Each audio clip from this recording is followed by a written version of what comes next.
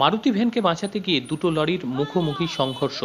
দীর্ঘক্ষণ যানজটে অবরুদ্ধ অবস্থার মধ্যে থাকে বহরমপুর জলঙ্গি রাজ্য সড়ক। ঘটনাটি ঘটেছে মুর্শিদাবাদ থানার শিলপুকুর এলাকায়। বহরমপুরগামী ইট বোঝাই লরিকে পেছন থেকে ধাক্কা মারে আরও একটি লরি।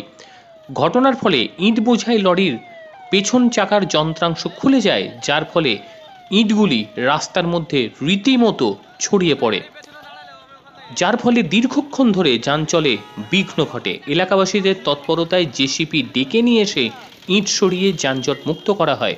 পরিস্থিতি নিয়ন্ত্রণে আনা হয় সাময়িক। খবর দেওয়া হয় মুর্শিদাবাদ থানায়। মুর্শিদাবাদ পুলিশ যাওয়ার পরই পরিস্থিতি মোটের উপর নিয়ন্ত্রণে আনা হয়েছে। তবে ঘটনার পর থেকে চালক ও খালাসি পলাতক।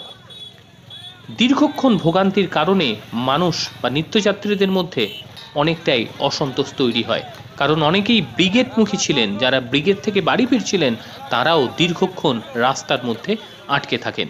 দৌলতাবাদ থেকে আকসার আলীর রিপোর্ট, এনটিভি WB। জেলা পরিষদ সদস্য সীমা খাতুন বিশ্বাসের হাজব্যান্ড আমি কলকাতা থেকে মিটিংয়ে থেকে আমাদের ফেরার পথে শুনতে পেলাম। আমি তড়িঘড়ি করে এখানে চলে এসেছি।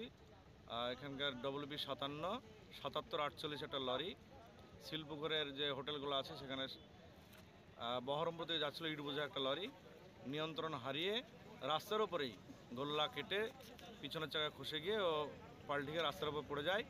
রাস্তা পুরো ব্লক হয়ে যায়, ইটগুলো রাস্তায় ছড়িয়ে যায়। কিছুক্ষণ যান চলাচল একদম বন্ধ ছিল। আমি এবং আমার এলাকার সমস্ত লোকজন নিয়ে মুর্শিদাবাদ থানা পুলিশকে ফোন করলাম।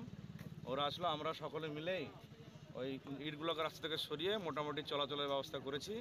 এখন মোটামুটি যান চলাচল চলছে, এখন কোনো অসুবিধা হয়নি, কোনো হতাহতের কোনো খবর নেই। ড্রাইভার সম্ভবত এখানে নাই, ও চলে গেছে। কজন ছিল সেটা আমি জানি না। এখানকার মানুষের মুখে শুনছি সকলেই মোটামুটি এখান থেকে চলে গেছে, কোনো এখানে ক্ষতি হয়নি কারো।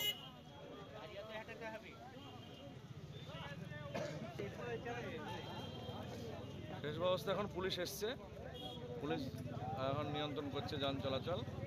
এখানে একটা আস্তে যেন গাড়িগুলো চলে, হ্যাঁ, এখানে মানুষের যেন কোনো অসুবিধা না হয়।